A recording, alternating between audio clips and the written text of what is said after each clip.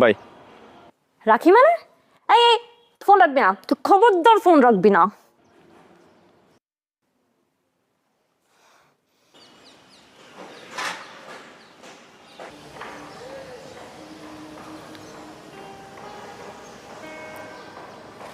যার একজনের প্রতি ভালোবাসা থাকা অবশ্যই জরুরি, কিন্তু তার থেকেও বেশি জরুরি তার প্রতি সম্মান থাকা।